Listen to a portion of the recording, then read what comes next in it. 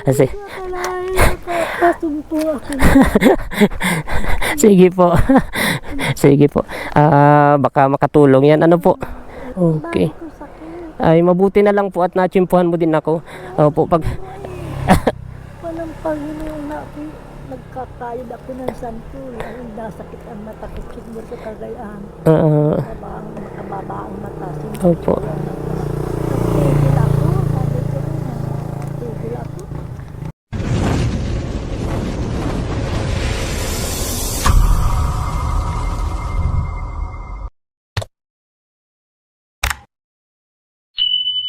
Ngayong araw ay pupunta tayo sa barangay ng Larap. Kung hindi ako nagkakamali, barangay ng Larap ang nakakasakop doon sa ating pupuntahan. Dito po sa bayan ng Panganiban upang puntahan natin yung isang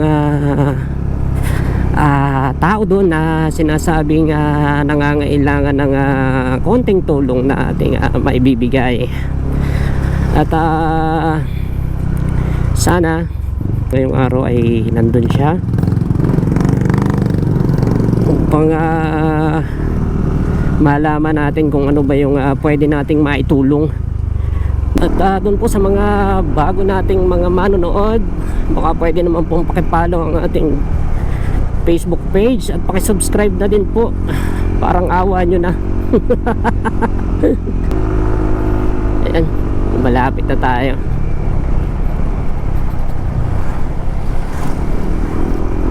Dito daw yun. Larap na nga. Larap na pala nakakasakop. Ayan. Dito tayo sa barangay Larap. Pagtatanong natin dito kung saan yung bahay ni Ate Rimilin.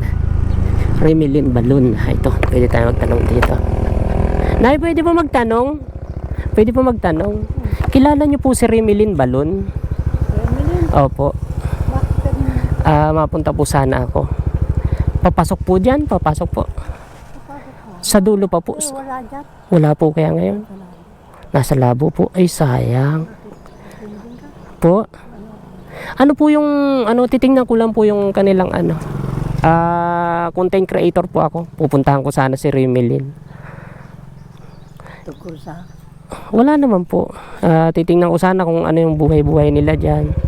May nakapagsabi sa akin na kailangan daw ng Saan po ang bahay niya? Dyan sa dulo lang?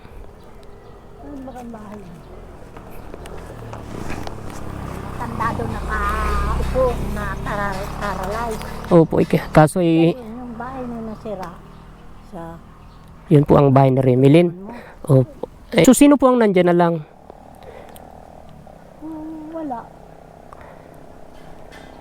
Teka, may anak kang dito. Hindi na po bali kung ano po si Rimilin po kasi sanang gusto kong makakausap. Ano pong trabaho ng asawa niya? Ay, kung ano na lang. Opo. Mga ilang taon na po si Ate Rimilin? Siguro may kahit Ay, bata pa. Bata pa din, tapos bata pa yung anak niya nag-asawa. Oo, yung anak nun ay 15 anyos siya. Naku.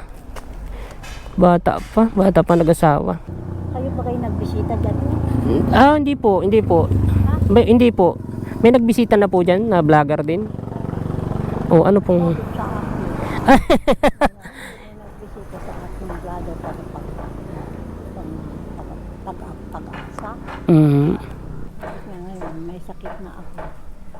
Bulag na ako. Hindi pa ako bulag. Taga saan ka po? Taga dito din po. Ay, si Ate Rimilin kasi yung unang ko at aalamin ko po sana kung saan yung bahay nga niya. Kaya lang ay wala naman pala. So, bali, babalik na lang po siguro ako. Ano po, maraming salamat po. At sige po, nanay, ito para sa iyo. Hirap na lang ako. Sa senior. Wala rin. Yung anak ko may sakit. Hindi nga ako makapunta sa Laguna dahil takot ako magbiyahe kasi ang mata ko nga bulag na ito tapos mabubulag na yata rin ito isa malabo na ang tingin ko. Ay, opo Ay, sige po at kahit di natin nakita si Ate Rimilin ay pagpasensyahan mo na po itong aking kakayanan. Sige. Kasumpo ako. Sige po. Sige po. Baka makatulong yan. Ano po? Kami pambili biling ulam, gulay ng gulay. Masaya sa atin ang gulay. At may gata, may sakit pa ako sa bato. Ay, ang mga anak mo po nasaan? Ay, andyan po, mahirap din. Ah, opo. Siyempre po, sa kanila lang din halos po. Mhm. Hindi nga maano. Sige po, tuloy na din po ako.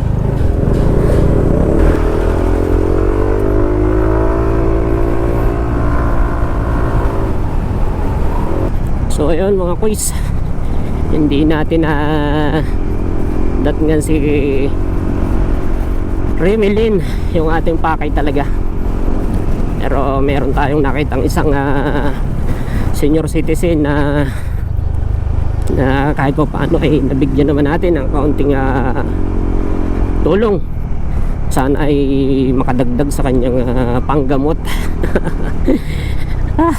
Napakadami talagang taong nangangailangan ng tulong mga kuys. Kaya kailangang sipagan pa natin ang ating gagawing mga vlog. Kailangan nating magsipag at marami pa tayong matulungan. Kailangan nating magsipag magtrabaho, kailangan nating magsipag mag-vlog, mag-upload ng mga videos para kahit pa paano malay natin. Tuwang-tuwa na si nanay dun sa kaunting halaga na ating naiabot. At yun, kahit na hindi si nanay yung ating pakay dito, ay para daw tayo ay dinala dun para maabutan siya ng kaunting tulong. Kaunting tulong lang pero napakalaki na ng pasasalamat ni nanay. At yun. At ang gusto sana nating makita ay si Ate Remelin, kasi ang gusto sana natin ay matulungan si yung kanyang mister, kung sakasakali ay maliit na pagkakakitaan, kung ano ba yung kanyang kakayanan, yung kanyang gustong hanap buhay. At kaya lang